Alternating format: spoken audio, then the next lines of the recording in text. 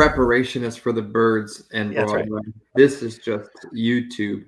So, Nick, it isn't Friday. I don't even know Nope. what day it is today, Ugh. but we are recording anyway to make sure that we put up a video every week we can humanly possibly do.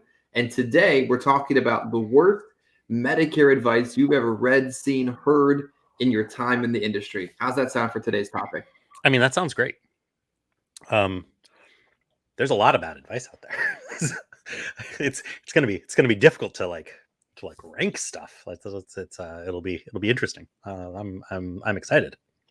You know, the one thing I thought about to kind of warm up the topic is it's kind of like a final expense agent that also wants to do mortgage protection. They're two totally separate business models, two totally separate lead types, two totally different product portfolios. And it's like I want to run a Burger King, but also a jewelry store. There's humans involved, but really very different.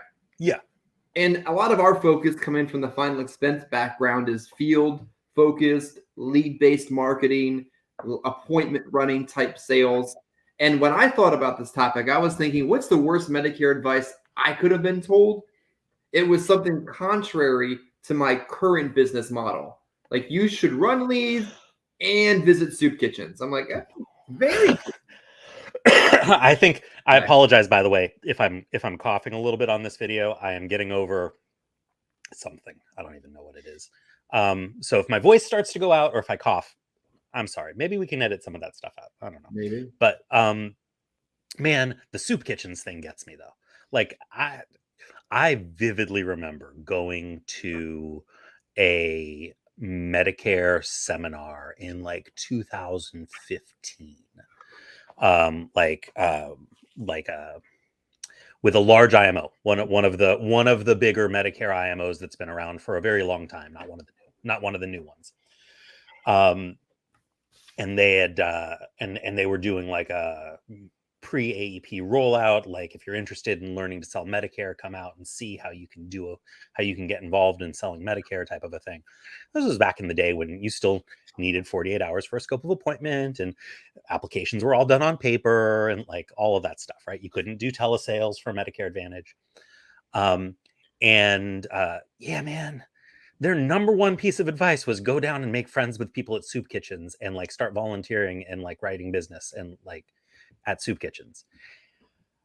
I'm sure that works, right? I'm sure that kind of grassroots marketing works. I don't know that they would have been recommending it if they didn't have some sort of data to back up that it works. But like, I'm out here trying to run, 20 appointments a week. I don't have that kind of time. Like, I can't go out and do something completely different. So yeah, the soup kitchens thing really gets me. Because it's still recommended. If I would say the worst advice that I hear consistently falls very much into that category, which is, and it's not even bad advice on its own, it's just situationally bad advice, that you should stop what you're already doing successfully to go do some other type of marketing just because you're working in Medicare. That for some reason Medicare is special or different, and that you can't use your existing marketing methods that are successful, and that you should change them. And you hear it all the time, and it doesn't come that way, right? It doesn't come across that way. Well, the way that you hear it is, hey, this is the right way to market Medicare.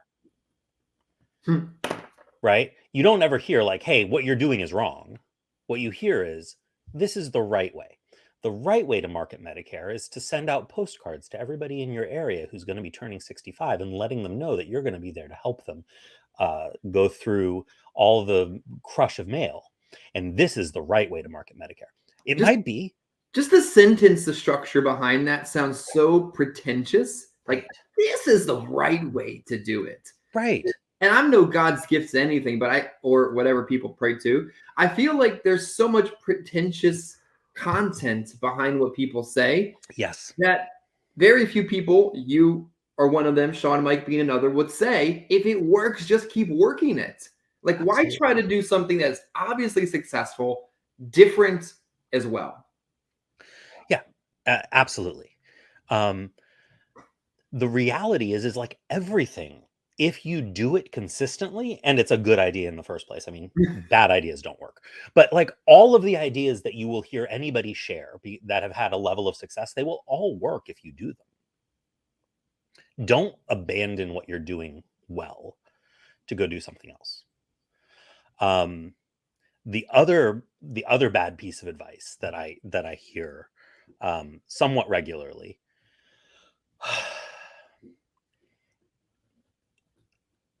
and I want to be careful about how I say this.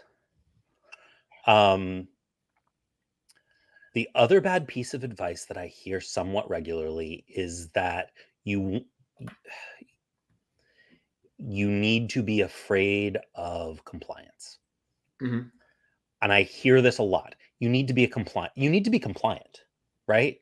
You do need to be compliant, but you don't need to be more compliant selling Medicare than you need to be selling life insurance. If you are capable of being a compliant life insurance agent, you're capable of being a compliant Medicare agent. It's actually not harder. It's different, right? The rules are different, a little, sort of, not a lot different. There's some more paperwork involved, but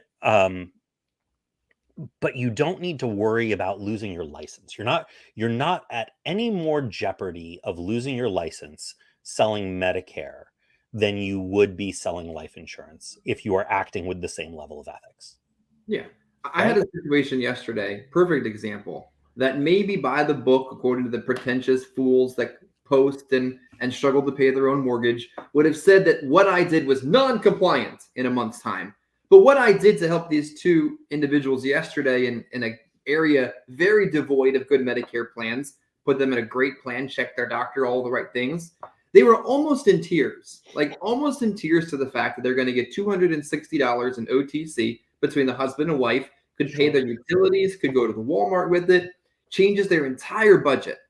And they were so excited over it, they called somebody who called me and I helped them too. Like, if that doesn't show you that what you did right instantly led to a referral, was it 100% compliant? It probably wasn't. Oh, well, I just said that. But it was the right human thing to do for the person. And that person is never going to file a complaint. And even if they did, it would never go anywhere. So that's the kind of thing that I think runs hard long into the belief that, like you're saying, people think compliance needs to limit production.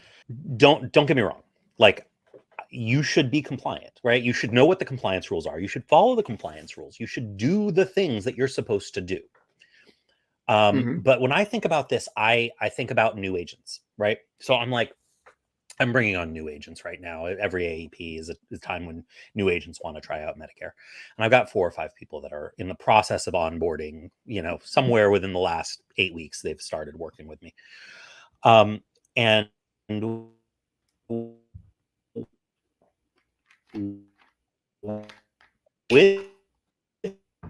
without fail, every single one of these people in the last 8 weeks has come to me at. I make 100% of my living selling insurance.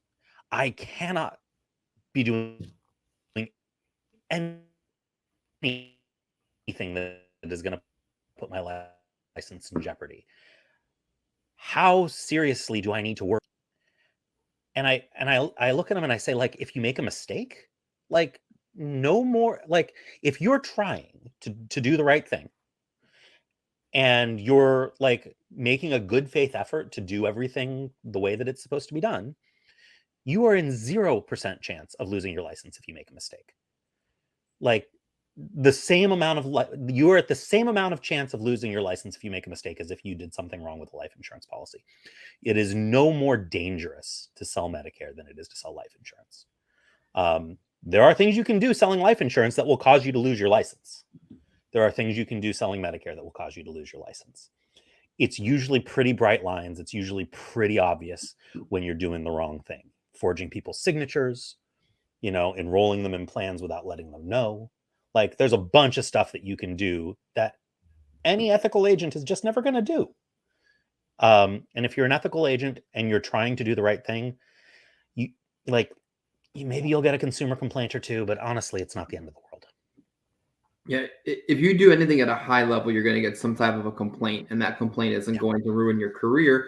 But what would ruin your career, I believe, is trying to do this, but hearing it from two different competing concepts, like lead-based cross-selling concept model, or lead-based concept model and grassroots at the same time. Yeah, that'll never work.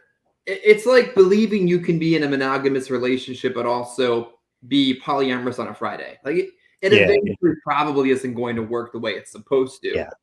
Or it won't work nearly as effectively if it had been done one way or the other.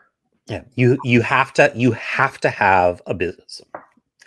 You have to have a business model. You know, if you are an independent agent, you are running your own agency, you are your own boss, you have to have a business model. And you have to follow that business model. You have to work within that business model. And it does not do you any good to split your focus between multiple business models.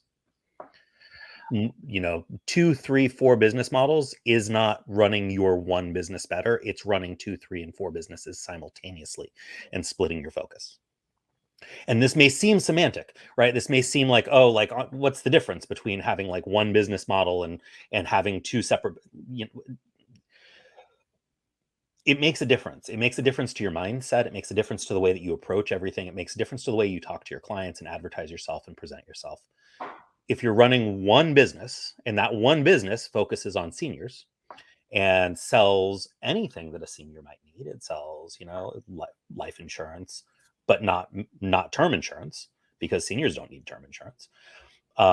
It sells certain annuities, but not other annuities, because most seniors only need a certain type of annuity. It sells Medicare, but not ACA, because, you know, if you're mostly talking to people who are over 65, why do you need ACA? You know, if you're working in a business model streamlined thing, sorry, this is where me being a little bit sick, I'm losing my words. But if you're working in a single business model, the decisions that you need to make as a business owner start to become very clear. The way that you market yourself starts to become very clear. And if you're saying, hey, I'm going to be selling final expenses, my primary job, and then selling Medicare on the side is the second other thing that's not really the same thing, but it's this other thing that I'm doing kind of different. You're never going to work. You can't chase them both. I also think that everything works a little bit. Even a bad thing works maybe once, twice, or for the course of a week. Sure. But long term, which is the whole basis behind Medicare, you want something that works long term. And I found it also pretty amusing as we talk about bad advice and bad stories and things I've heard online, how some Medicare agents clearly are in hibernation for 11 months out of the year when they come online and they say things like, make sure you get an oil change before AEP. Yeah. Like, first off, an oil change takes 15 minutes. This isn't heart surgery. You're not having your UCL replaced before the baseball season. You haven't contracted a critical illness that you have to recover from. It's an oil change. Like, have to have some mindset about what you're talking about. But where have some of these advice-giving Medicare agents been the last 11 months that they're now waking from bed and thinking they have to make sure their car works? I mean, the reality is lots of long-term Medicare agents only work during AEP anymore. I mean, good for them. You know, nice work if you can get it. You built up your book. You don't need to work outside of AEP. Good for you. But your advice is maybe not as relevant to that agent that needs to be working full-time year-round. Mm-hmm. Here's the other thing. And this is the thing that will always get me in trouble. But if you're not out in the field actively selling, your advice is less relevant to agents that are in the field actively selling. It's just not. I mean, if you haven't been in the field in the last year, your advice is just less relevant than somebody who was out in the field yesterday. I've had these moments where, not to cut in on you, where No. I had clearly enough agency work, a solid enough production, decent enough override, plenty of back end savings, where most people would have pulled the plug on producing. But I instantly recognize in those moments where I've been out for a week, out for two, whatever reason, the quality in which I'm able to teach diminishes as soon as I'm not in the field. Yeah. And 90% of the reason I believe I'm in the field now is so that my content and my training and my support and my understanding of new products and concepts is relevant. Yeah. Like the information a marketer gives you, information a desk jockey gives you, or somebody who built themselves out of the field 10 years ago is so wildly different than somebody who's running appointments, sitting at the door and working through the process right now. Yeah, no, absolutely. And it is the reality. Like I mean, and the people who are not in the field, and listen, there's lots of reasons why you might not need to be why you might need to not be in the field anymore, right? Like, I'm not trying to hold anybody's feet to the fire. Like, if you have stopped selling, and you used to be a field sales agent and you're not anymore, this is not me like coming at you, but recognize that you're maybe not as up to date on what it is like to be in the field as you were the last time you were selling 5 years ago. You know, stuff changes. And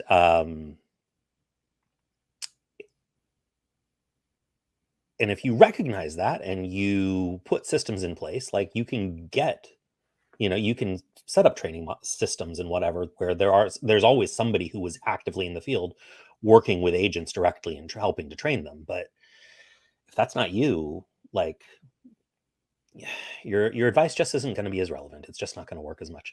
It's the same thing for me. Like, I get agents asking me all the time, why are you still out there selling? And I kind of feel like I have to be if I'm going to be working with agents. Yeah, it reminds me of the interview I did with Eric Hamadi a few years ago, maybe a year ago. Time flies. I said to him, Eric, when are you able to get out of the field? And he said, when you've built yourself at least 3 times over. I might have added a few to that, but I never felt like I knew when it was the right time to not be personally producing. But when I personally replicated a high volume version of myself, then it's a little bit different. And maybe when we're doing these in 3, 4, 5 years ago, this video might seem a little bit hypocritical, but then the concepts might change a little bit. I just think it's so important for people to filter what they hear from who they hear it from and not assume everybody's operating on an even playing field, Yeah, absolutely. Absolutely. I got 2 more things to cover here before we give it a wrap. Right. We may not have time for 2 of them, but one important announcement I think is worth noting. Guaranteed Trust Life raised their GI age range from whatever it was all the way to 70 now. So somebody's guaranteed to shoot 64 and a half. Who counts their half birthday at 64? That's weird. All the way to age 70. Pretty cool. So on that note, Nick, what hospital indemnity or critical illness carrier would you plan on using come this AEP? I mean,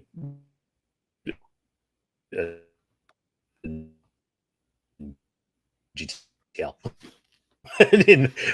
Like right there, like I would be using GTL. It's an underwriting, the guaranteed issue thing is a big deal.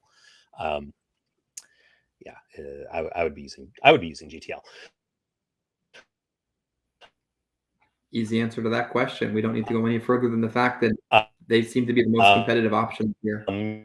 You also have.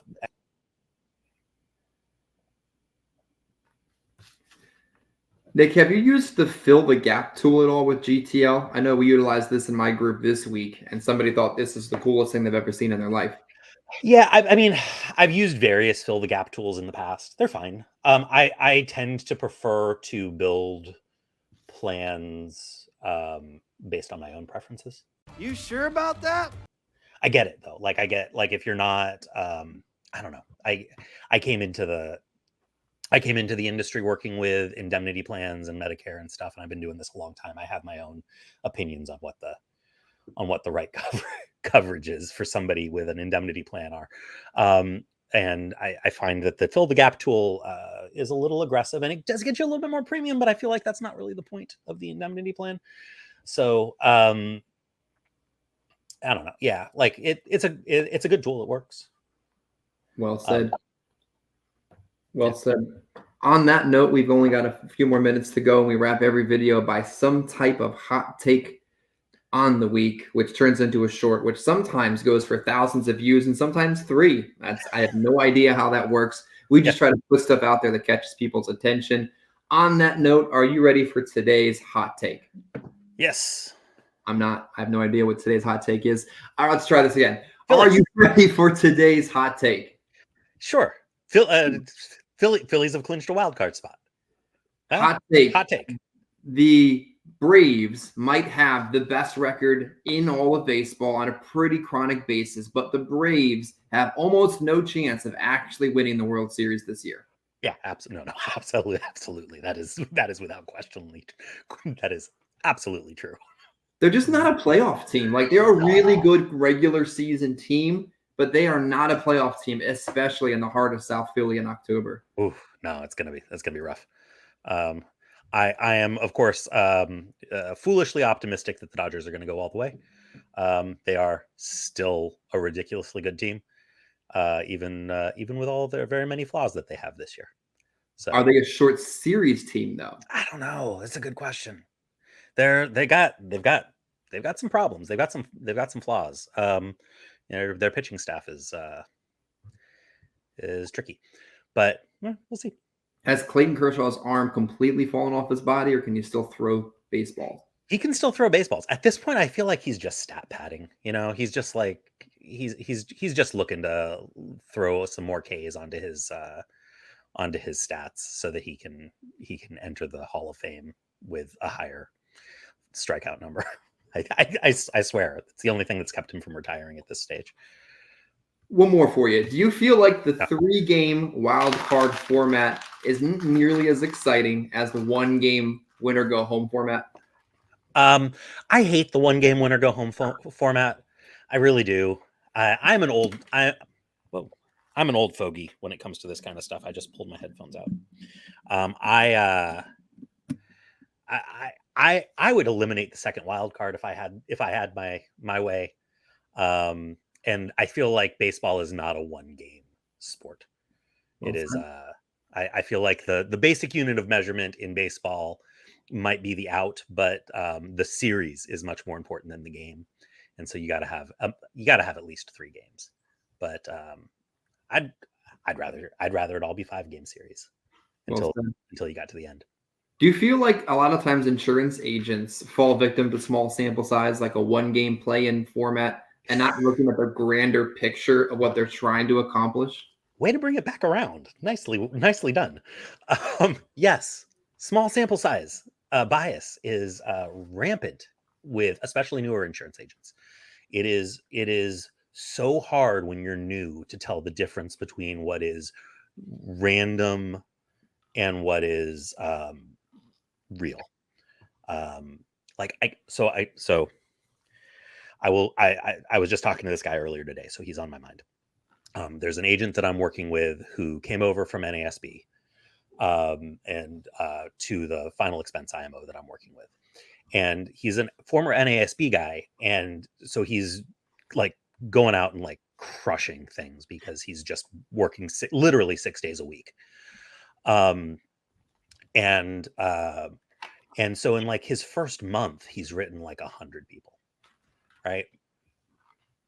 And so he's gotten, from those 100 people that he's written, he's already gotten like 4 death claims. Holy crap. Holy crap. And that sucks. Is he euthanizing clients? It's just random bad freaking luck. Oh, man. One of them was GI. One of them got into a car accident.